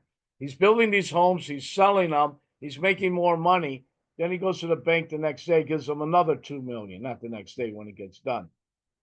Another $2 million. And what happens now, the bank will release another title to the next 20 acres. And every time he gives the bank money, they release some of the title to them. So he gives them another 2 million. He builds those homes, sell them, makes a profit. He gets release of the other title to the land, another 20 acres. So that's what a blanket mortgage is. As you pay it off, they release the title to that property. You ever see a subdivision going on? Phase 1, phase 2, phase 3. Well, they don't even own the land yet. They still owe the bank money. So that's what a blanket mortgage is. This is a little insight as to what it is. Now, the very next paragraph, where it says a wraparound loan. Now, a wraparound loan is involves more than one mortgage, usually two mortgages. Clear this up again.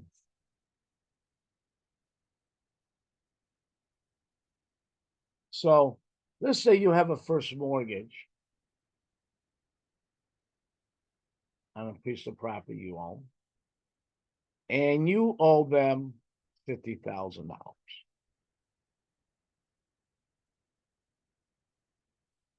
Your monthly payment is $400 a month.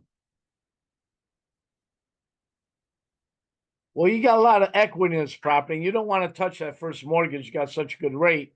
You decide to get a second mortgage on the same property. And let's say this amount's going to be for $250,000. That payment's going to be, let's say, $1,700 a month.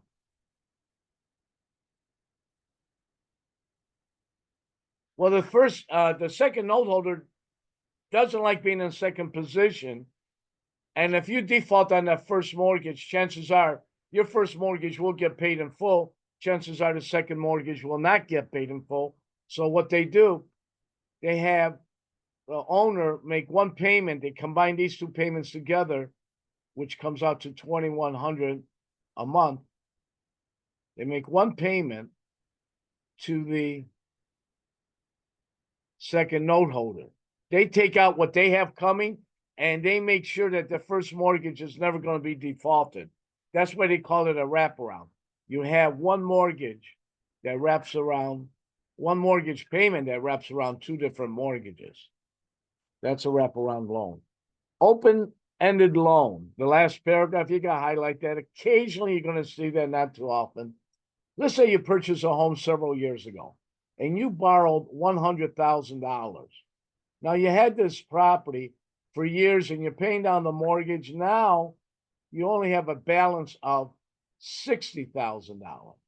Well, open-ended mortgage means you could go back and borrow up to this original amount, this case, an additional $40,000 without rewriting the loan. It's not an equity loan. It looks like one, but it's not. That's called an open-ended loan. Now, let's go on to page 85. Second paragraph where it says construction loan. Now, highlight, put an X by that. Now, let's say I'm a developer. I want to build a house. I'm a general contractor. This house is going to cost me $400,000. So I arranged for a loan for $400,000 from the lender. Now, the bank's not going to give me the $400,000 all at once. They're going to give it to me as draws as I'm building the property. Now, let's say that I need to get going. I need $60,000 to excavate and to sink my foundation. Well, the bank will give me the $60,000. Well, once I get the foundation in place, I go back to the bank. I says, okay, I'm ready to put up the walls, put it on the roof. I need another $80,000 to start that. Well, before they give me that $80,000 to put up the walls, put it on the roof, well, someone from the bank's going to come out to the job site, and they're going to make sure that my foundation is in place. They're going to make sure that the contractors, subcontractors, material men, the architects have been paid before they release any of that money. Once they're satisfied with that, they release that $80,000. Now I have the house, I have the walls up, I have on the roof.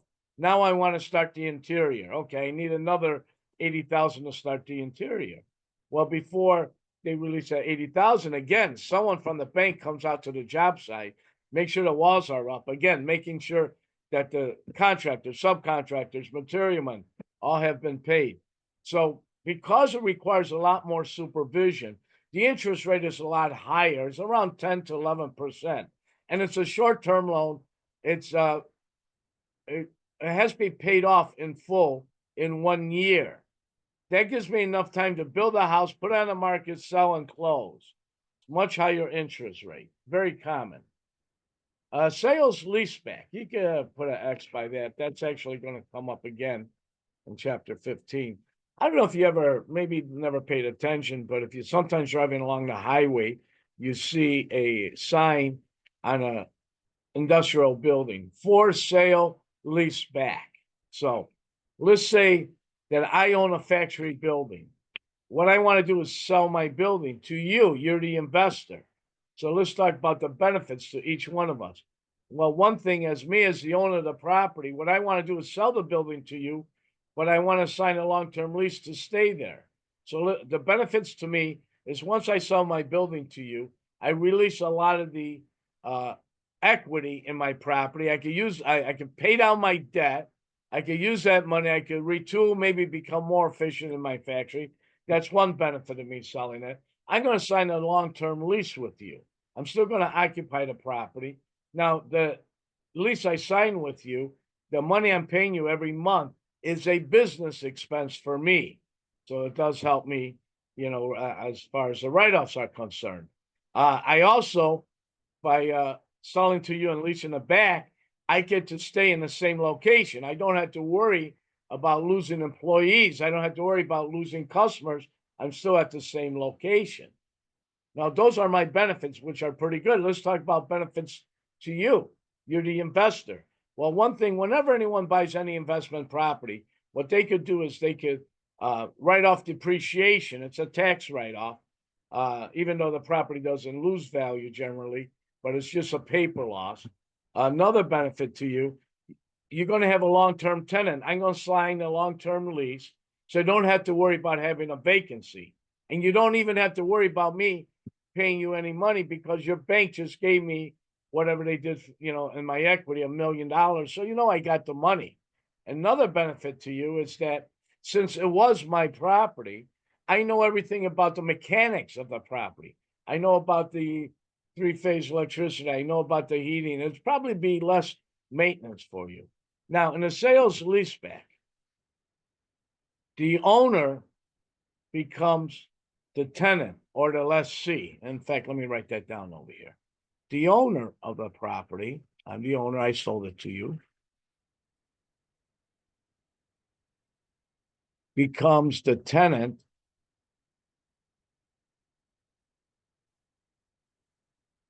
or the lessee. And you, as the investor,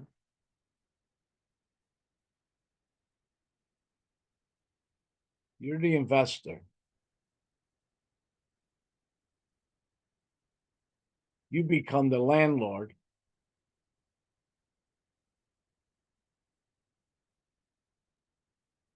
or the lessor. That's what a sales leaseback is. Now, let's talk about buy down. You can highlight, put an X by that one. A buy down is where someone pays points to temporarily lower the interest rate, at least for the first, for the first few years. That happens when interest rates are higher because it opens it up to a lot more people who could afford a property. Because again, points is interest paid in advance. Home equity loan, you can highlight, put an X by that paragraph. You can highlight the next 3 bullets. Now, this is when someone borrows on the equity of their property. They had that property for a long time. They built some equity on it. They go ahead and borrow on the equity, maybe to purchase another investment property, maybe help pay for a children's college, maybe to pay down some debt. Now, let's go on to page 86. Near the top, Financial Legislation, Truth in Lending Act, Regulation Z. Now, first of all, there are very, very few laws out there that protect the consumer, but this one does. Now, let me read this to you. This is important. Regulation Z, which was, and put X's by this too. Regulation Z, which was enacted pursuant to the Truth in Lending Act by the FTC, Federal Trade Commission, requires that credit institutions inform the borrower of the true cost of obtaining credit. With proper disclosure, borrowers can compare the cost of various lenders to avoid uninformed use of credit. Now, this only applies to homes purchased through financial institutions. The next paragraph, put an X by this one. Under the Truth in Lending Act, Regulation Z, consumer must be fully informed of all finance charges and the true interest rate before the transaction is completed. The total finance charge calculations, or APR, must include the following. You can highlight the next 5 bullets: loan fees, finance fees, service charges, points, and interest. So before this law came out, you found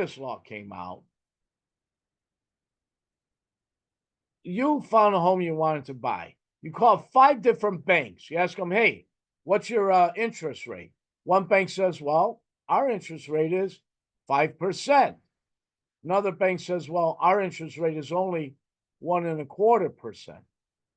Another bank says ours is 4.25%.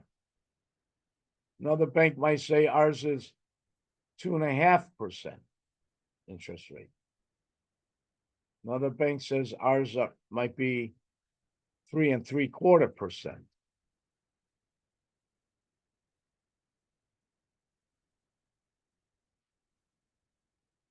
Now, you would think that 1.25 is the best interest rate, but it depends on the terms. What if I told you, yeah, your interest rate is only 1.25, but it's 1.25% interest each and every day? It's 3.75 every 7 months. It's 4.25 every 6.5 weeks. I mean, they will give you the terms, but unless you're a mathematician or a banker, you had no idea which was the best interest rate. Well, Regulation Z, Truth in Lending, now requires that all interest rate must be based on the annual percentage rate, APR, they call it. Now, if these are all on the annual percentage rate, well, it's very easy to say that this is the best rate out there. That was the purpose of this law. Now, second paragraph from the bottom where it says 3-day right of rescission. Someone that borrows money for the bank for either to do a refinance on their home or to get a home equity loan, they have a 3-day right of rescission. They have until midnight of the 3rd day to change their mind and say, hey, I don't want this loan, and the bank can't charge them anything. Again, this only applies on a refinance or a home equity loan, not on a new loan. If you change your mind, they're going to charge you for it. Advertising, highlight, put an X by that one. It says Regulation C provides strict regulation on real estate advertisement in all media, newspapers, signs, billboards, websites, radio, TV, direct mailing that refer to mortgage financing terms. General phrases like flexible terms available may be used, but if details are given, then all the details, go to page 87, all the details of the transaction must disclose, including the rate, the down payment, etc. Highlight, put X by the very next paragraph near the top of page 87. This is important. Specific credit terms like down payment, monthly payment, dollar amount of finance charge, or the term of the loan are referred to as trigger terms. These terms may not be advertised unless the advertisement includes the following information. Put an X by the next 5 bullets. Cash price, required down payment, number, amount of due dates, annual percentage rates, and total all the payments made over the life of that loan. Now, let me give you a couple examples of some problems regarding disclosure. Now, here's my advertising. This is my ad. Buy this home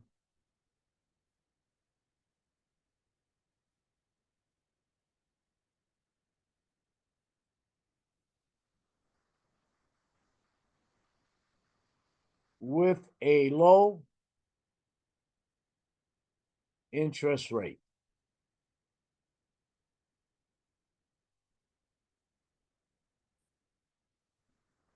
This is my advertising.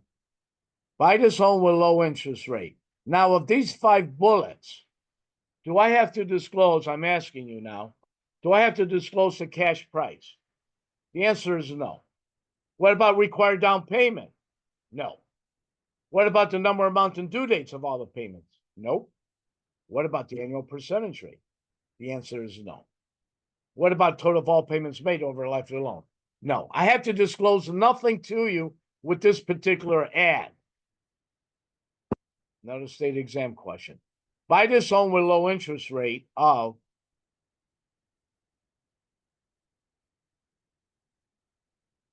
6.5%. This is my ad now.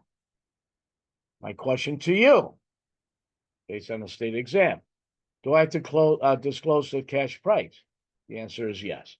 What about required down payment? Yep. Number of month and due dates? Yes. The annual percentage rate? Yes. Total payments made? Yes. I have to disclose everything to you. Why? I have a number in there. I want to make sure you fully understand me on this one. So let me give you another state exam question, very similar.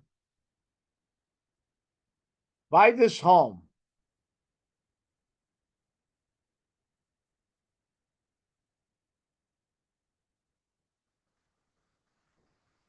with easy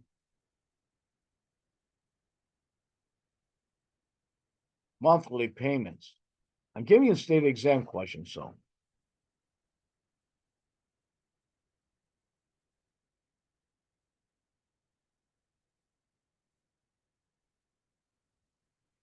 Now, with this ad over here, let me ask you, do I have to disclose those 5 bullets?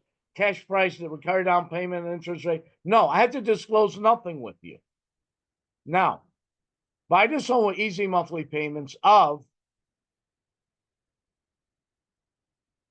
$1,750 a month. Now I have to disclose everything. Why? Once you have a number in there, you have to disclose everything. If I said 0 down, I have to disclose everything. Zero's a number. So please, make sure you understand that. Now, one last thing I want to give you is a math problem. I'm going to cover all the math. I'm putting a whole video at the very end. I'm going to put up a whole video on math, but I want to give you a math problem regarding this finance over here. Let me get my pen going. Okay. This is pretty much what I've seen on the state exam. The purchase price on a property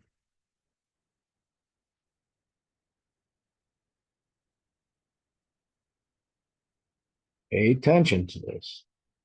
A lot of state exam questions are tricky. I'll prepare you for that. So the purchase price on a property was $400,000. The buyer came in with a down payment of 20%.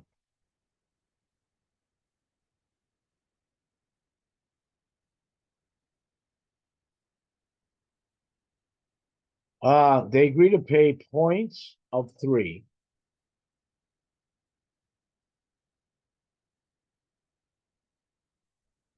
and loan origination fee of 2. Now, the question is, how much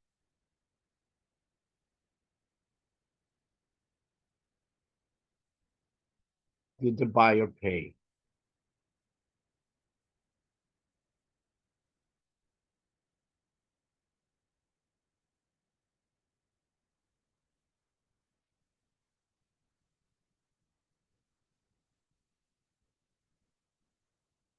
In points.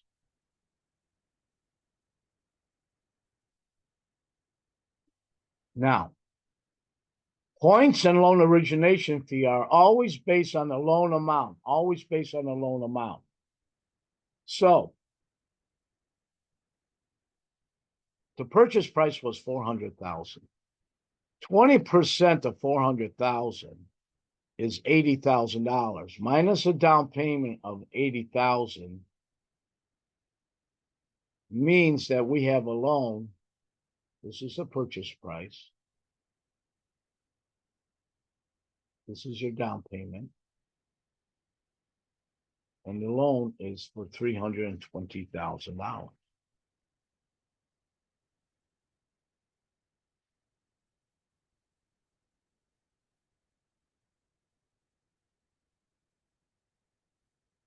The loan.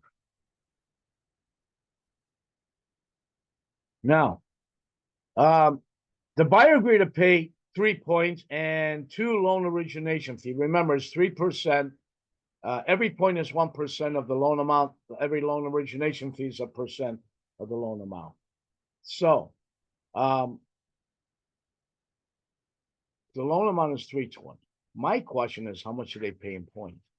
So they're paying 3 points. You need to multiply 320,000 by 3% or 0.03, which will equal $9,600. That's what the buyer paid in points. Now, I'm not asking for loan origination fee. I'm not asking that. They give you information you don't need. If you use it, you're going to get an answer. I mean, if you took a total of 5% of 320,000, that comes out to $16,000. That's one of the possible answers. You got to be careful to read that line, listen to what they're, or pay attention to what they're asking for. I am going to give you tips. I'm preparing for the state exam as we go on towards the end, at the very end of this. So now we're done with chapter 6. It's a long chapter.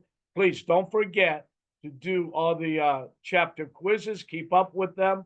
If you have any questions, please talk to your classroom instructor, or you can also email the school and they'll get the information to me and I'll help you out with this. So until I see you on the next video session, good luck, study hard, and I'll see you soon.